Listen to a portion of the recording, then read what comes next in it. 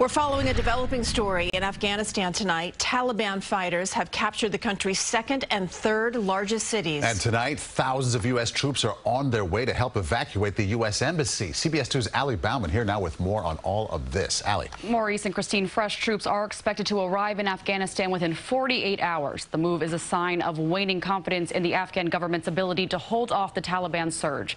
Fighters have seized 12 provincial capitals in the last week, and some predict Kabul, the capital, will come under attack within 30 days. With the capture Thursday of its second largest city, Kandahar, Taliban forces now control two-thirds of Afghanistan. The country's third largest city, Herat, has also collapsed. The Taliban's sweeping victories are overwhelming Afghan troops, prompting the U.S. to announce a significant staff drawdown at its embassy in the coming days. This is not abandonment.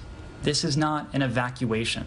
This is a drawdown of civilian Americans who will, in many cases, be able to perform their important functions elsewhere. 3,000 combat troops will fly in from the Persian Gulf and begin moving some of the more than 4,000 State Department employees from the embassy to the airport. The military will airlift them out of the country, along with Afghans who worked for the U.S. during the war and are now trying to escape Taliban revenge.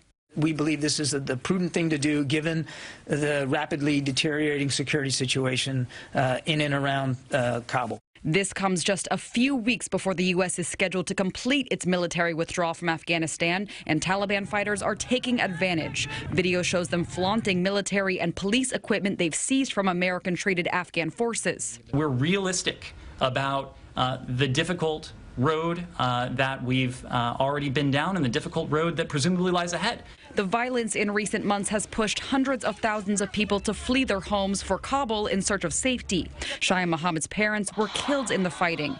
He says shops were set on fire and whole families perished. Britain and Canada are also sending troops to evacuate their embassies. An additional 3,500 U.S. combat troops are being sent to the Persian Gulf in case even more firepower is needed to evacuate Americans in the final days of this decades-long war. Christina, Maurice. Okay, Allie, thank you.